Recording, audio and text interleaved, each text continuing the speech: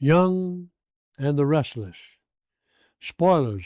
Full Saturdays, the 15th of August, 2026.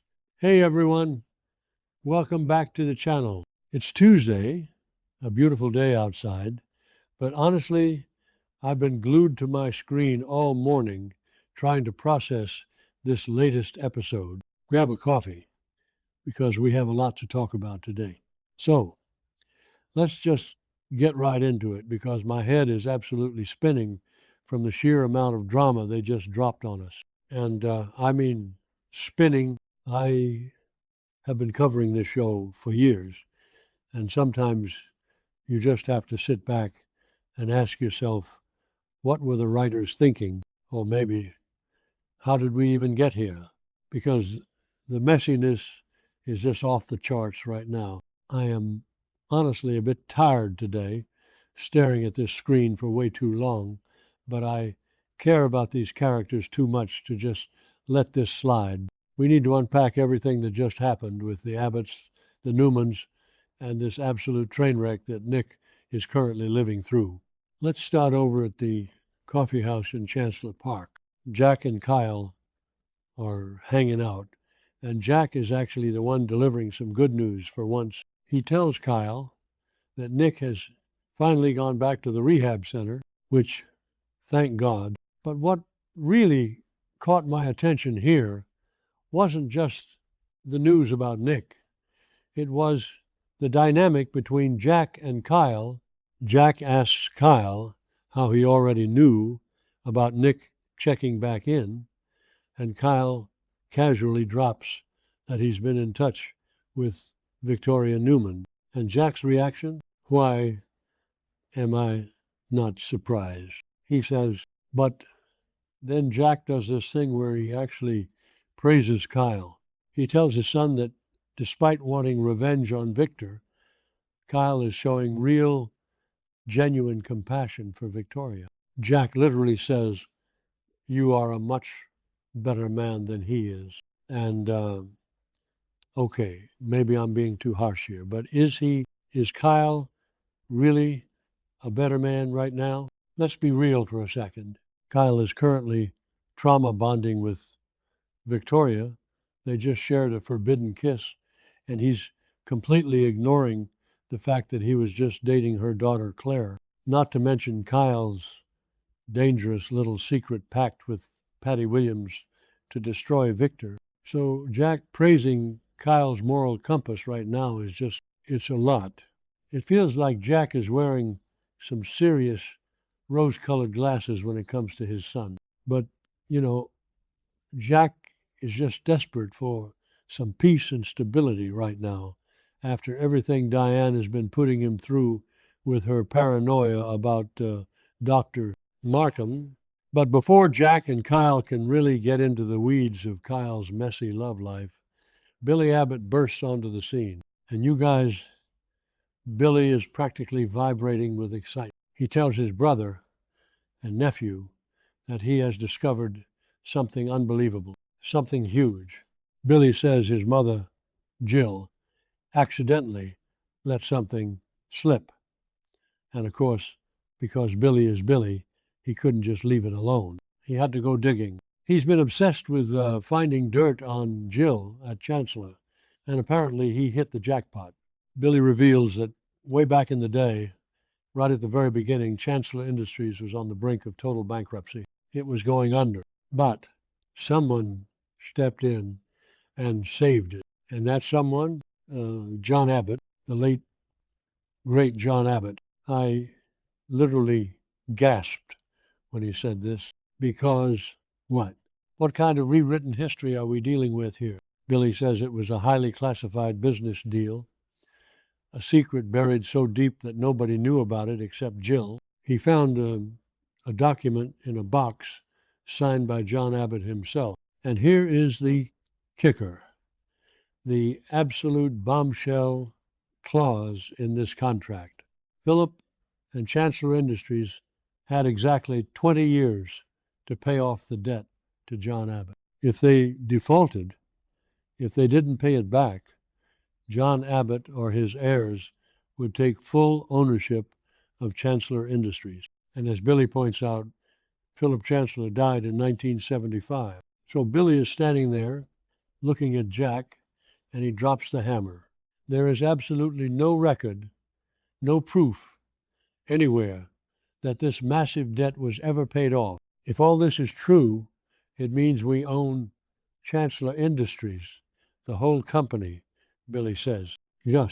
Well, I need a minute. Are we really doing this? Are the writers really about to hand Chancellor over to the Abbotts? What does this mean for Lily? She is running that company right now. Devin just walked away to start a nonprofit, leaving Lily to hold down the fort. Kane is sniffing around, pretending to call a truce with Billy, but Kane already warned Jack that Billy was up to something shady, and now Billy thinks he owns the whole damn thing. The fans on social media are going to lose their minds over this. It's a classic Genoa City corporate takeover storyline, but the stakes are just so incredibly high. Who actually believes this is going to end well? Because Billy, with this kind of power, fueled by his jealousy and his need to prove himself, is a dangerous, dangerous thing. Meanwhile, let's shift gears and talk about the Newmans, because things are just as chaotic over at the ranch. Victor and Nikki have returned home. They completely cut their romantic trip to Venice short, and I guess the vow renewal is on hold, all because of Nick. And honestly, it's about time they prioritize their kids over their toxic on-again, off-again romance. Victoria's there, and she's trying to manage the situation. She tells her parents that Nick called Sharon from a motel and that he is now back in rehab. Victoria is trying to spin this as a positive thing. He's in treatment. That's a very good sign, she says. And, Victoria is just trying to hold the family together. She is working overtime as the family peacemaker. But Nikki is not buying the positive spin. Nikki has been through the ringer with addiction. She knows the signs. She knows the reality of the disease. Nikki flat out says that if Nick was calling from a motel, it means he relapsed. And she's right. She's absolutely right. I love that Nikki isn't sugarcoating this. Sometimes this show glosses over the ugly parts of addiction, but Nikki is standing there, clear-eyed, knowing exactly what her son is going through. And it's heartbreaking to watch because she just got her sight back. She just reunited with Victor, and now she has to watch her golden boy son destroy himself. And speaking of destroying himself, we have to talk about Sharon. Oh, Sharon. My heart just breaks for her. She is at Crimson Lights, and she is an absolute emotional wreck. She runs into Mariah, and Sharon just completely breaks down. She tells Mariah that she was the one who took Nick to the treatment center. Mariah, who is dealing with her own massive legal and mental health crises right now, with Devin trying to send her to prison, asks how Nick is doing. And Sharon's response is just so chilling. I don't think even he knows. Then we get this flashback. And you guys, this flashback was tough to watch. Sharon remembers walking into that dingy motel room and finding Nick completely broken, just a shell of a man. We see the sheer devastation on her face. She tells Mariah, there was nothing I could do. And that is the most helpless feeling in the world, isn't it? When you love someone so much and you have this decades-long history with them and you just cannot save them from themselves. But Sharon reveals something else to Mariah. She says Nick wasn't just doing drugs by himself in that room. He mentioned a woman in the room next door. And Sharon says, and I think things got pretty bad for both of them. It's so dark. This whole storyline is so much darker than what we usually get. Nick Newman, the golden boy, the moral compass of the family, sitting in a cheap motel doing fentanyl with a random neighbor. It's hard to reconcile this Nick with the Nick we've known for years, but that's the reality of addiction, I guess. It doesn't care who you are, how much money your family has. So Sharon, being Sharon, goes straight to the Newman Ranch. She has to tell his family what she saw. She walks in and tells Victor, Nikki, and Victoria that she saw pure shock and worry on Nick's face. She says, Nicholas has always been there for us over the years, but this time is different. And of course, Victoria gets immediately defensive because Victoria cannot handle anyone else stepping in to manage her family. Victoria snaps at Sharon, telling her that her brother doesn't need her analyzing him. He needs us to support him, Victoria says. And I just wanted to scream at the screen, Victoria, stop! Sharon is the one who actually found him. Sharon is the one who physically took him to the facility. You were sitting here in your mansion trauma bonding with Kyle Abbott while Sharon was doing the heavy lifting. I know Victoria is stressed, and I know she is fiercely protective of her brother, but lashing out at Sharon is just so unfair. Sharon has loved Nick longer and deeper than almost anyone. But then, surprisingly, Nikki steps in. Nikki, who has had her fair share of brutal fights with Sharon over the years, actually defends her. Nikki looks at her daughter and says that Sharon's loyalty to Nick is commendable. Wow, Nikki Newman giving Sharon grace. You know things are bad when Nikki and Sharon are on the same page. But Nikki also sets a firm boundary. She tells them all, but only he can help himself get sober. And that is the truest thing anyone has said all week. They can love Nick, they can support him, they can throw all the Newman money at the best rehab centers in the world, but if Nick doesn't want to get clean, he won't. Which brings us to the most gut-wrenching scene of the entire episode. Nick is at the rehab center. He is sitting in a group therapy session. The lighting is harsh. The folding chairs look uncomfortable, and Nick just looks incredibly small. He is carrying so much shame. Nick speaks to the group, and he admits that he failed again. He says, all I wanted to do was get up and run out of here. I started to think it was too late. And you can hear the absolute despair in his voice. He confesses to the group that after a family event, which we know was his parents' vow renewal, he went out, bought his usual drugs, and rented a motel room. He tells him about the dream, the nightmare.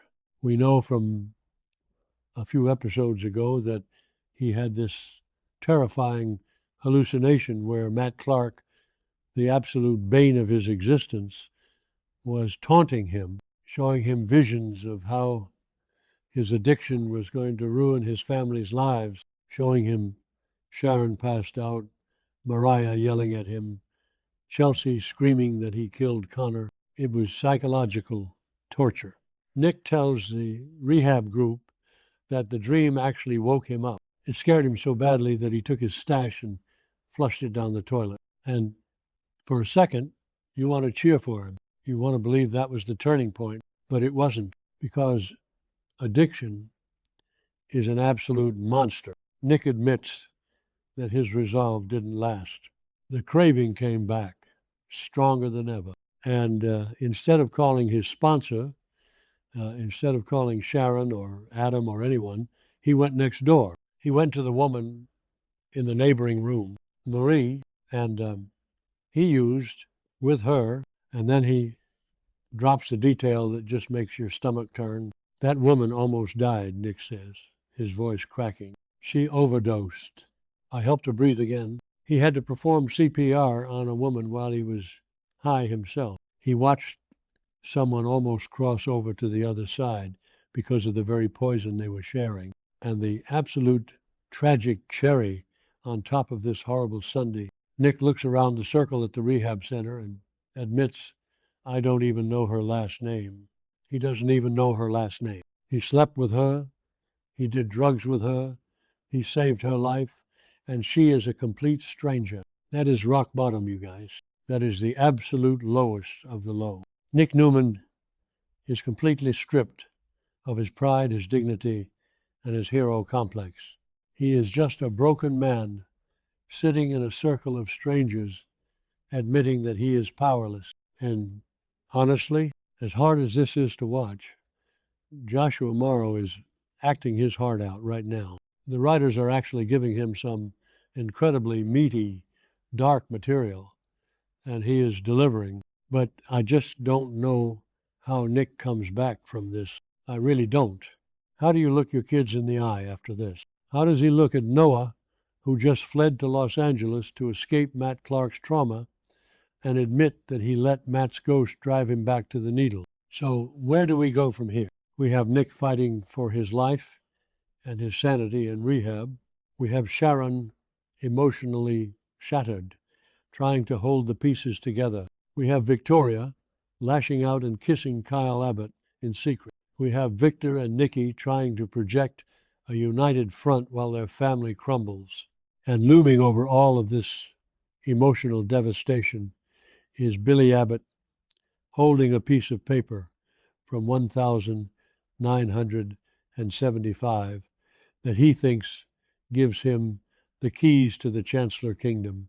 If Billy actually goes through with this, if he actually tries to rip Chancellor away from Lily and the Winters family based on a decades-old technicality from John Abbott, the fallout is going to be biblical. Jill is going to explode. Cain is going to go to war. And Jack is going to be caught right in the middle, trying to play the good guy while his brother burns the corporate world to the ground. I am exhausted just thinking about it.